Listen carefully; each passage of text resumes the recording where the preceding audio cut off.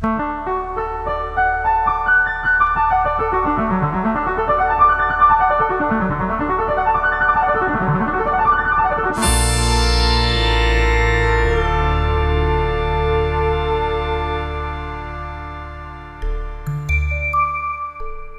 to Generator, your view into the ever-evolving and vibrant art scene in Ireland today. This week at Dublin's Library Bar, we join the fourth artist from the Generator Group exhibition, Maria Dolorosa de la Cruz, to talk about her life and work.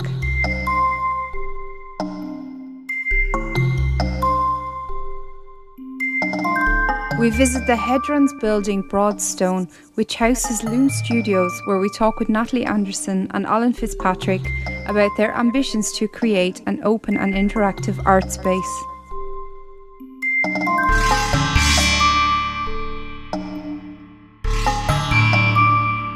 First we meet at the home of Ronan Lynch, wood sculptor and craftsperson, who takes us on a trip into a Longford bog to show us where he excavates bogwood to use in his work.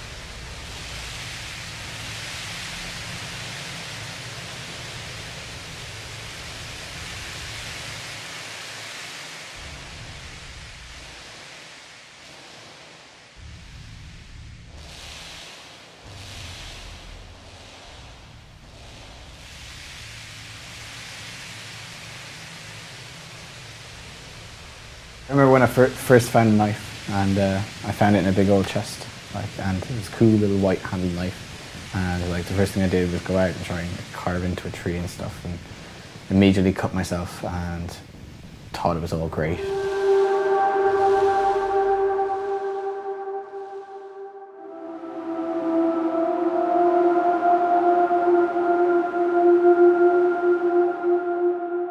My dad's allergic to wood.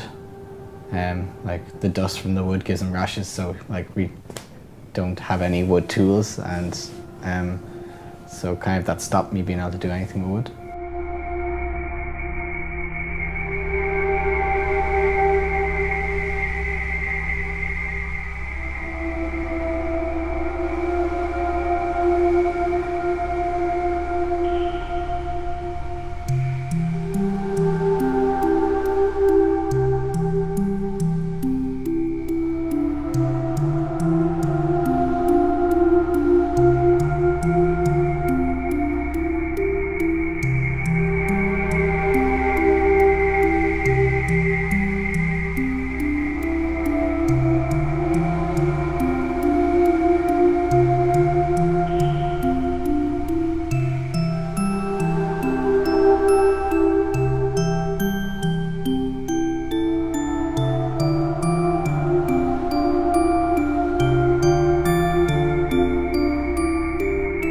I was in the organic college and in Drumcolliher, and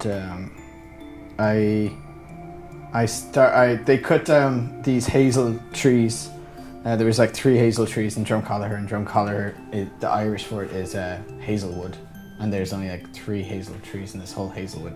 So they cut them down and they were rotting on the ground, so I decided I'd take them and try and make stuff. So I started making weird wands and stuff for people. There was a guy who looks like a wizard in the course, so I was like, I'll make him a wand, and then I started making a chair out of loads of hazel and wool and all that stuff. So that's kind of when it started. And then I thought I was going to do organic farming, came to Longford and started the farm, and kind of it was working at first, and it was getting harder and harder on my own. And then I started kind of picking up pieces of wood and doing that on the side as a kind of a relief, kind of a bit of therapy. So. And then I kind of started enjoying the wood more than the growing and vegetables and everything. And the fact that vegetables can die after 5 days. Once you pull them, you have to sell them or else they die.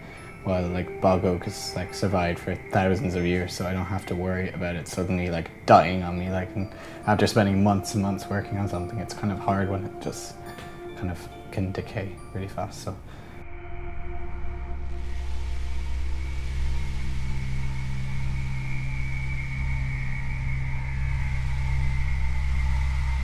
surrounded by bog, literally, you've seen it. And there's the fields around me have bits under the ground, and I pull them up and I dry them over years, and I enjoy doing that because they're coming from the actual land. But a lot of the pieces I get are also from the industrial bogs, where the machines have been pulling them all up so they can plough the bogs, pretty much harrow them. And they just throw them all in a pile and leave them to kind of rot. And like, these are like full-size trees and everything, and just amazing pieces. And when it's left out, once it's taken out, and if it's left out too long, they just go to hell. So I go out and I try and rescue some and bring some home and dry it out and try and do something with it instead of it all just going to waste. So because it's finite, and you know, there's not many bogs left. So if there's not many bogs left, there's not much bogwood left.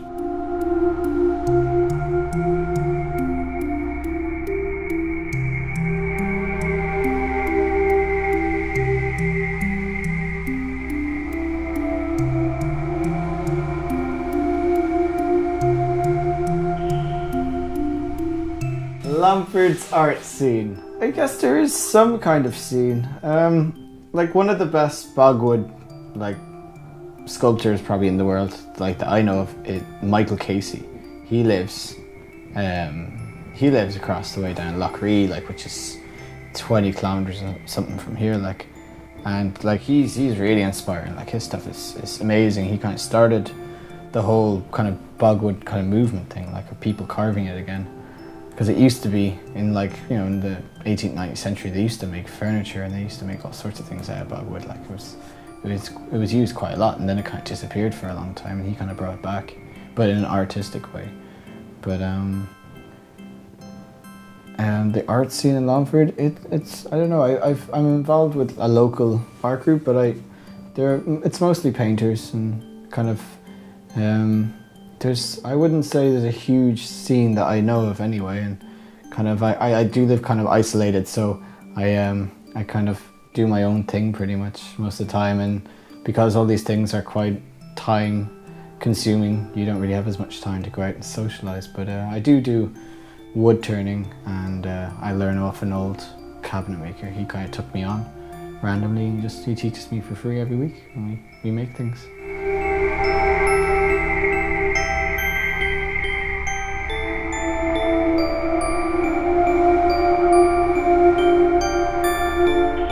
Yeah, art in the recession. I think the recession enables art to evolve pretty much. It's like everyone around me, like people that would have never been interested in, you know, like doing things like even crafts and stuff. Everyone's starting to knit, or everyone's starting to crochet, or like, you know, I know a lot of people just start doing prints because, you know, it's the recession. Like, these are people that are, you know, before they were always working, but now they don't have their jobs, or they're part-time, or, you know, they have this space in their life now, and, you know, people are starting to realize that money isn't actually so important, because, you know, there's a lot more that we could lose more than just our wealth as a country. So our culture is quite important, and I think kind of the fact that the money is kind of, you know, it's not at the forefront of everything right now. It means that people are spending more time kind of understanding who they are and kind of what they're capable of doing.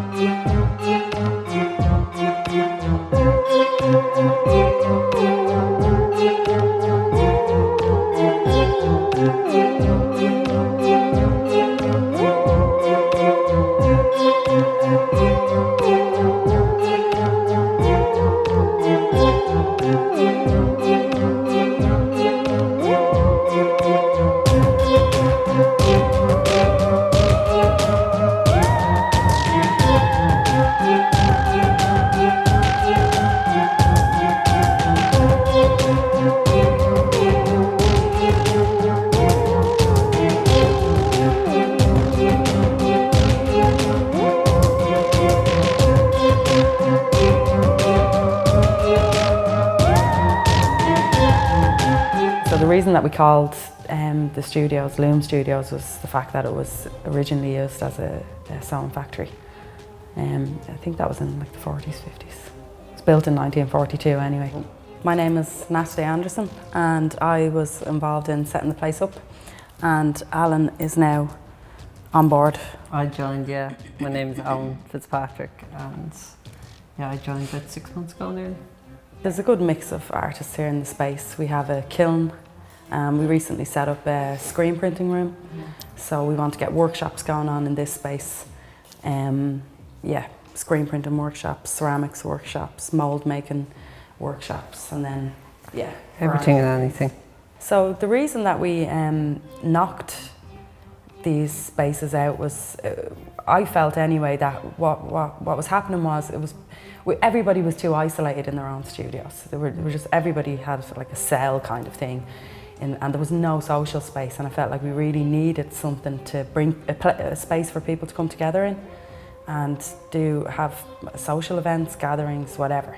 And to fund this space, we plan on like having cinema nights, what else? Maybe social events. Pop-up events, so it'll be markets or like workshops as well could contribute. Anybody who wants to come in and host an event could come in as well. Like we have a pop-up Saturday where people can come in. We've got the Anti-Racism Network. They're going to start doing nights here as well. It was kind of like a mini launch for the space, because we just knocked it out a couple of days before, I think. And, we kind of ran it in conjunction with the Fizz Fest. Yeah, the Fizz Fest. The girls from upstairs from the Satellite Studios, they had an exhibition / workshop thing, the Oracle. Yeah. And they did, they had an exhibition, and they had like, what was this? A guy talking downstairs as part of Fizz Fest. And they did boat making workshop, that was and then the marching band.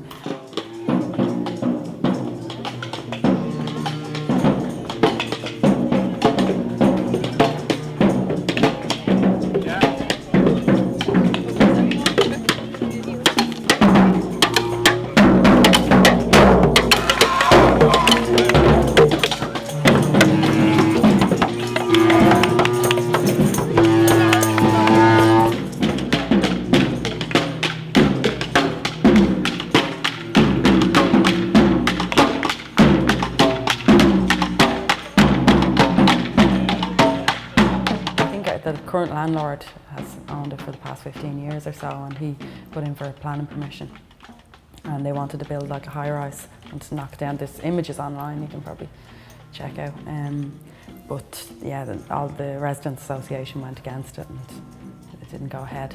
But I think there was something I read online, was that if he were to knock it down, that he had to allocate a certain amount of space for artists, for artist studio and gallery.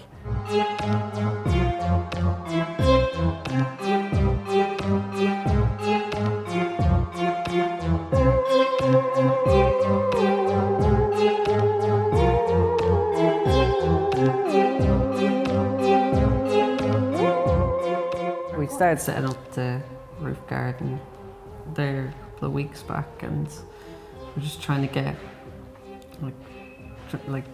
we have no gardening experience, I don't think, so we were just a little bit. We were just kind of winging it, and we're making like a vegetable bed out of an actual bed,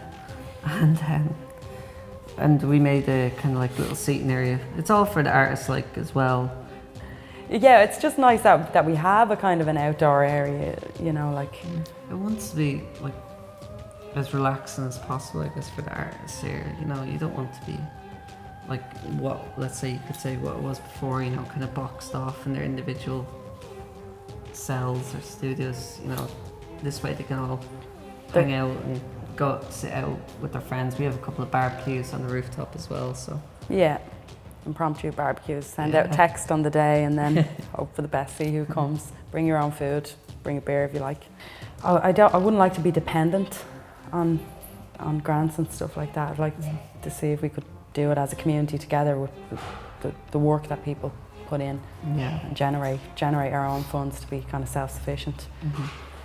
But grant, we'll put in applications anyway. But Yeah, that's, I'd say, further down the line. We'll see if we can do it for the moment. And yeah, I think we're doing well so far, I think. yeah.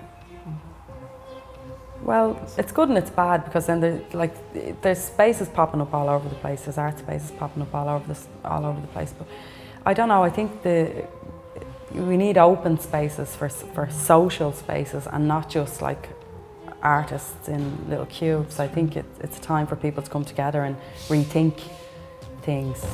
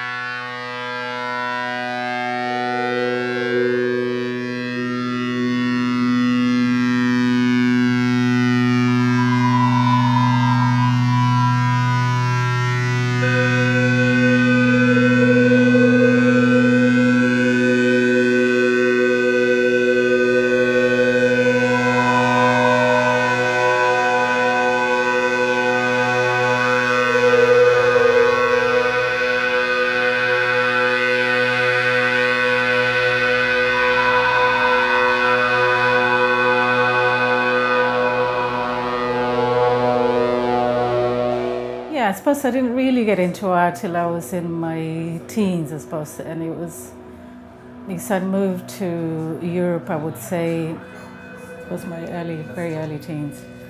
So the language barrier was a problem, so art seemed to be the kind of easier classes, but then I found out that I could actually draw. So I think when it came to live in England is fairly, I suppose it's a kind of suburbia. It's a huge change, I would say, from very colourful and all day, all around activity. Because I used to live kind of Montevideo, which was kind of the city before I left Uruguay. And Montevideo has all sorts, it's a bit like kind of quite European feel to it, because at times it reminds you a lot of the architecture, a bit like Turin or somewhere like that, it's kind of that sort of feel to it.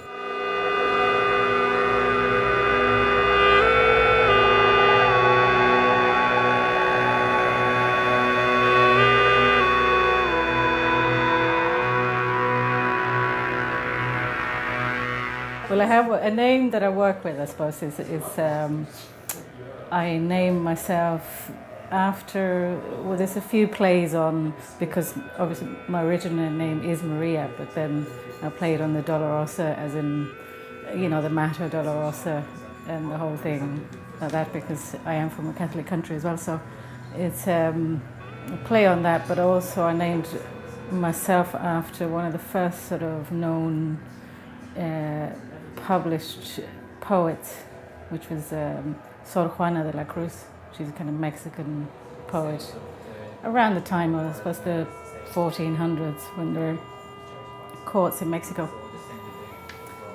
You know, so I named myself after her because I mean I love her poetry, but also she was a fairly full-on, I suppose, woman for those times. You know, and I suppose most women around that age that wanted education or writing or anything like that had to be nuns, because you know that's the only place you would get to do that.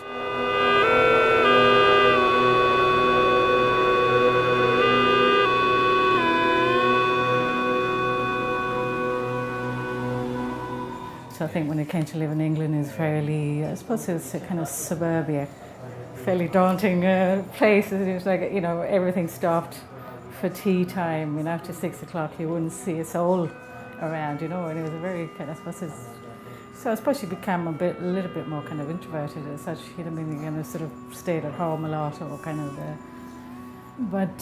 so yeah, that's I suppose was when my interest in reading and art, but it took a while obviously because the language sort of barrier and stuff like that, but it's kind of, so then I got very curious about, you know, artists and things like that, and first books that got me into other artists would have been the Colin Wilson, The Outsiders, when I was about 15, and of course he in that book kind of refers to Van Gogh, and there's a few others like that. And then I went off and said, okay, I'm going to look up, you know, what he does and all this kind of stuff, you know. So, one great thing actually about London was the public libraries. They're excellent, you know, absolutely brilliant resource. And it's probably one of the ones that nobody went near in Welling, where I lived, you know what I mean? Like the whole art and literature section was fairly much always there and always, you know, it was kind of so it was a great find. So yeah, and I think, you know, that's kind of where your research, and that's why I think what Colin Wilson brought along, he was that kind of thing, oh no, he led you to this and that, and you know, and that's, I kind of got that way of working myself then. I said, oh no, I go and look it up, and who influenced him, and then who influenced that, and then you went off on those travels.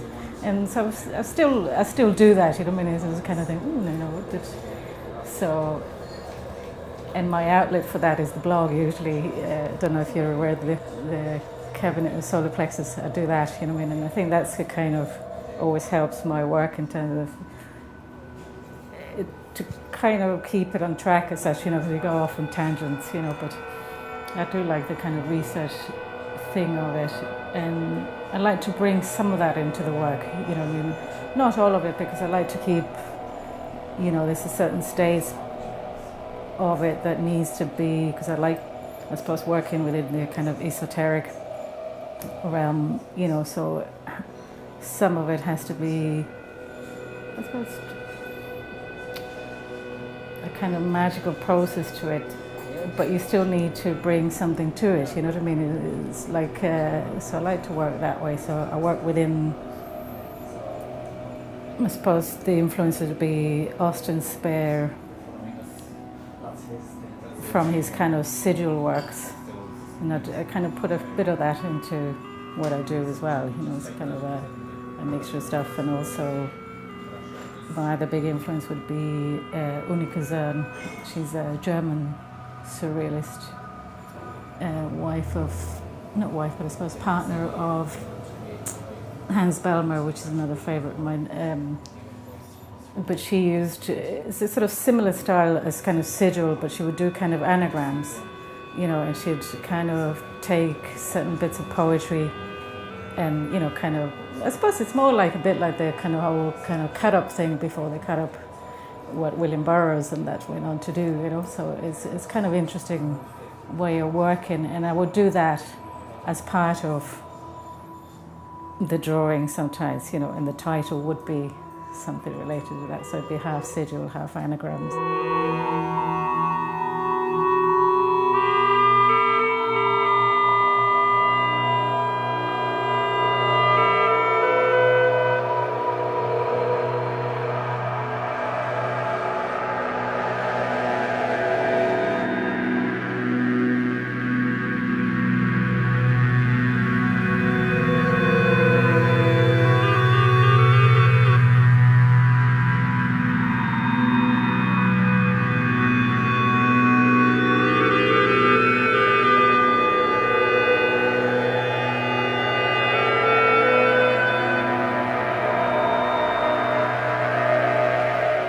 most of it, my work would be, quite figurative, but also like quite a central work, very sort of into kind of symbols, kind of.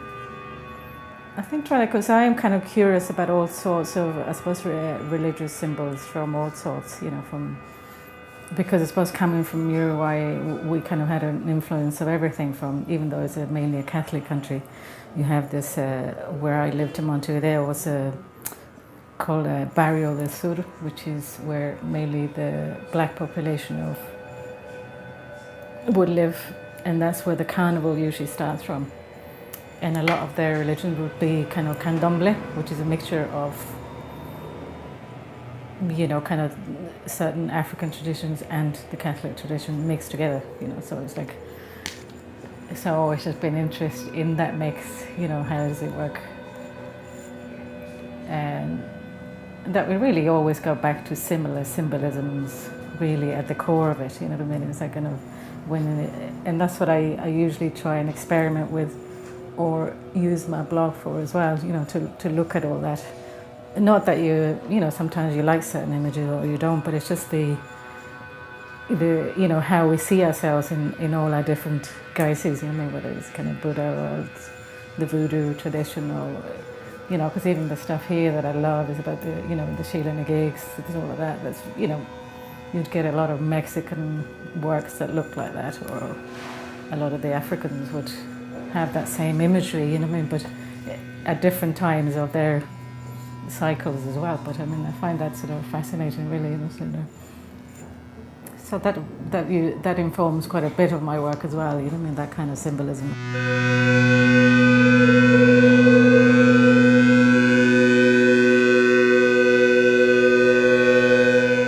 Yeah, no, it's a weird one, really, isn't it? But that's how confused we are, I think, about sexuality as a whole. Really, I think that's the problem. It's okay to advertise certain things as long as there's a product in it, but then if there isn't, that's kind of either, rude or offensive, which is have been banned many a time, even just like, and it's, I wouldn't think is a drawn thing to begin with, it's not a physical picture of. But at the same time, it's like I can't sort of fault, because I suppose a lot of my work been recognised through mediums like that, but there's a kind of bind that you can't actually show. But it is, I think, a particularly problematic thing, the sexuality thing, is kind of how we see it in the Western thing of, I could do another hour on that, but I won't. But the whole of issue, how sexuality is used, I would say, not in a good way, so like there's many positive things to do with the kind of sexual energy, but it can be put in quite a few different channels in different ways, It's not just about the act itself, or, and that's a problem, I think, that those issues are not kind of voiced enough, the same, like how,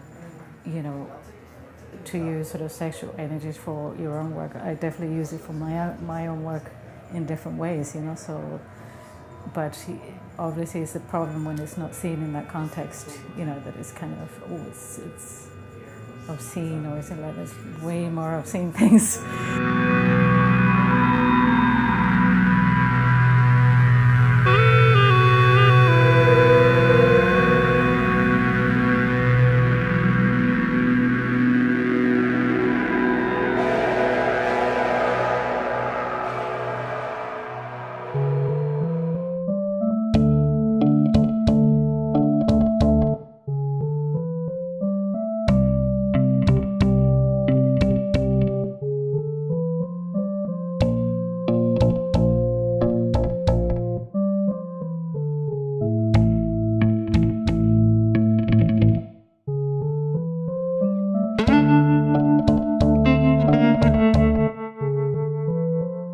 Thank you.